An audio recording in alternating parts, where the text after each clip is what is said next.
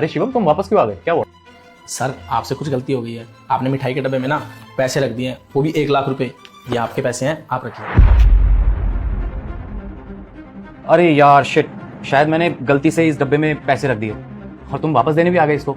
अगर तुम चाहते तो इन पैसों को अपने पास भी रख सकते थे। सर ये आप कैसी बातें कर रहे हो? ये पैसे आपके हैं और ये पैसे 1 लाख रुपए हैं, मैं कैसे रख सकता हूँ? सर मैं बेईमान नहीं हूँ, इसलिए मैं आपको पैसे देने आ गया।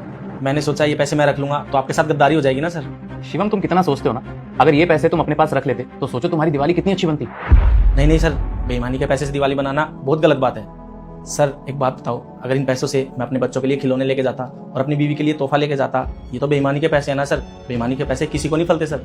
सर अगर मेरे बच्चों को, मेरी बीवी को परेशानी होती, मैं तो ये सोचता ना ये बेईमानी के पैसों से हुआ है, इसलिए मैं आपको वापस देने आ गया। सर ये आपकी अमानत है, आप रख लीजिए। अगर आपको कुछ देना है ना तो मिठाई दे दीजिए।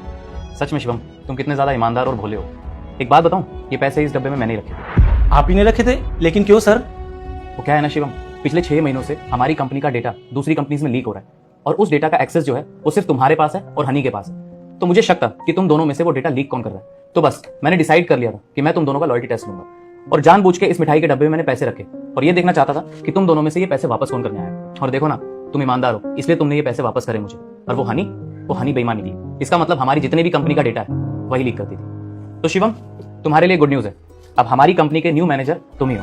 और हाँ, ये दिवाली की मिठाई और ये दिवाली का बोनस तुम्हारे लिए। Thank you so much sir. आज मैं बहुत खुश हूँ, ये सब मेरी ईमानदारी का है। अगर आज मैं बेईमानी करता तो ये सब मेरे हाथ में नहीं होता और मैं नौकरी से हाथ धो बैठता। सर आपको पता है मैंने कभी बेईमानी नहीं की और मेरे बड़े बुजुर्ग यही समझा के गए हैं कि कभी बेईमानी का नहीं खाना।